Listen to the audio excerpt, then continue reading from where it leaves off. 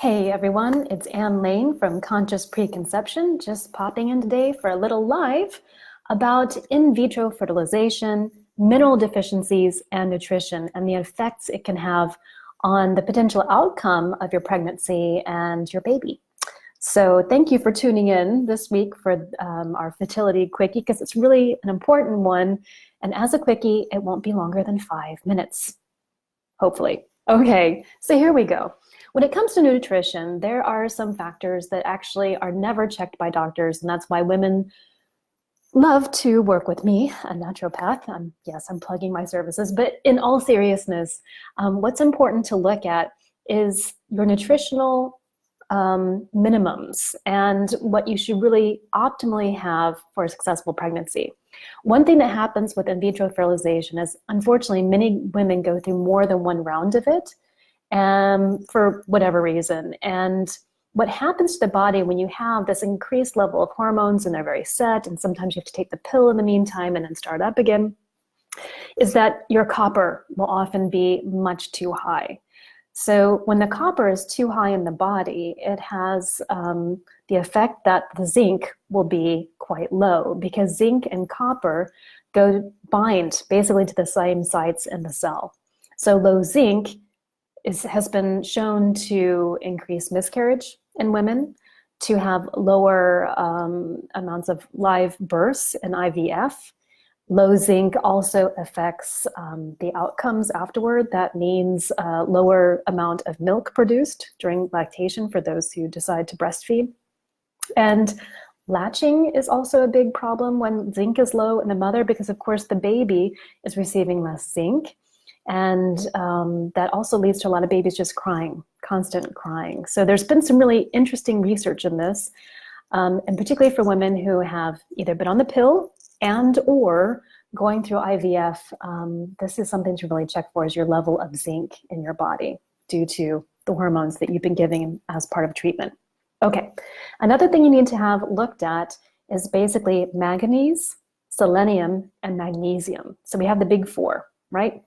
Zinc, selenium, those two work together. So quite often when you take zinc, it's a good idea to take at least 100 micrograms of selenium, because they work in partnership quite well. Magnesium and manganese. So when all four of those are low, which can often be found with women going through IVF, do these really hard hormonal cycles, it definitely has an effect on your body, and the baby actually is not getting the nutrition that it needs either. So let's look at this physiologically. In a woman's body, as the placenta grows, it starts to store wonderful, fantastic bioidentical hormones. That means your own hormones are going right in there. The amount of zinc will automatically start going down in the third trimester. And copper, therefore, right, the opposite player in this little game, zinc and copper, will then start to go up. And once copper reaches a certain level, then actually the birth process starts. And that's, interestingly enough, I only found this out recently, that copper actually plays a role in all of this. So the excess zinc, in order to get that copper higher, higher, and higher, we don't want high copper going into pregnancy, but the body does that automatically in the third trimester. So great, wonderful. But what happens to the excess zinc that you might be taking in? It actually gets stored into the placenta. So this could explain why around the world in traditional cultures, women actually ingest their placenta after birth. In fact, all mammals do it except for humans. And I know it seems like a radical concept, but just bear with me for a moment. If you had something that could give you bioidentical hormones, a ton of fabulous slow-released thyroid hormones, which help prevent postpartum depression and keep your energy levels up, and could also provide you with zinc that your body's already processed, right? It's bioavailable zinc. Why wouldn't you take it? So the easiest way to do this is actually to find a professional in your area so that you can have everything taken care of before your birth.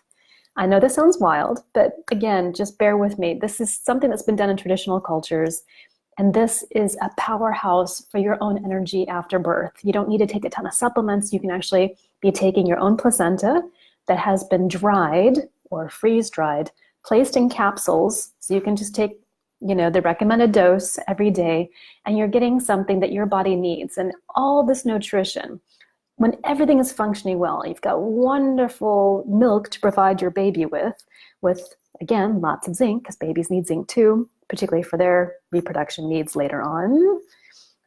There's been an interesting study really linking low zinc in breast milk with boys who turn into men who later have problems with sperm motility or any of their sperm parameters. So again, I can't emphasize enough how important it is to get this checked. How do you get it checked? You can ask your doctor. Some of them work with blood tests. That's wonderful. Hair tissue analysis, or hair mineral analysis, as it's called by some companies, is also a great way to go, particularly if you don't have a healthcare provider that knows about testing for minerals, or you just want to make sure that there is some type of deficiency or not, and you want to take care of it. But oftentimes, though, it does help to work with a professional in order to get everything back in balance. So in addition to being in the kitchen, preparing for the birth of your baby, having a whole list maybe in Google where friends, family can enter a casserole dish or a stew or something they can bring by to make your life so much easier after birth. Please note that the more time you spend in the kitchen, the better, because you can provide your own best nutrition, better than a restaurant that just takes frozen food and reheats it anyway, or something packaged with a whole bunch of chemicals in it. So regardless of the fact if you're a vegan or paleo or keto or whatever, we all need to supplement, right? We all need to cook our own meals as much as possible. I know it's not easy. And we all need to supplement too, because in modern agriculture, things are not made as they used to be. That means the ground, the soil is empty. There's not as much minerals available. So what we're eating is much different than what our grandparents had. And the supplements you take, I know you're smart women, you've already taken your prenatals, but are your prenatals pharmaceutical grade? Do they have things in there like titanium dioxide? It's actually a type of incredible toxicant for your body and for your baby. And does it have things like magnesium stearate in it? If it does, you need to throw that out. Also, if it has folic acid in it, you also probably should throw that out too. Now, this may seem also like another radical statement, but 40% of women going through IVF have MTHFR polymorphism. That means when it comes to detoxification and methylation in your body, it's incredibly challenging. It's not working like the rest of the population. There are different types of MTHFR. That's a whole nother video. But if you have tested positive for this, then you need to know that folic acid is actually hurting you. Your body cannot process it. I once had a client, she had 8 times the regular amount of folic acid suggested by her doctor and prescribed by her doctor. And I was kind of horrified, because that means her body was circulating something that was a free radical that she was constantly taking in the hope that her body could process maybe about 10% of it. So please don't do that. What you need instead is to be smart and to take folate, methylated folate, and that's when you want your prenatal. Methylated folate is a form that's already been broken down. It's easy for anyone to process, whether you have MTHFR or not. And it's a form that actually doesn't even need the liver and liver enzymes to process in order to be absorbed. So, ladies, that might be quite a bit of information, but thank you for sticking it through. What did we learn today? We learned about knowing about your minerals and potential mineral deficiencies if you've ever had any type of hormonal birth control in the past, or if you're going through IVF. It's essential that your magnesium, zinc, manganese, and selenium are looked at closely. And zinc, I can tell you pretty much you're going to need that anyway. That's just the way it is. Almost everyone's low in zinc. And we learned that nutrition starts in your own kitchen. And we also talked about the fact that prenatals are not made the same. There are big differences in prenatals. You don't want junk in there. You want only the good stuff, pharmaceutical grade, and no folic acid, but lots of folate. All right. All the best to you for your health and well-being, for yourself, your child, and for your round of IVF. If you have a friend that is going to go through IVF in the future, or is considering it, please share this information with her, because the healthier we are, the healthier our babies will be.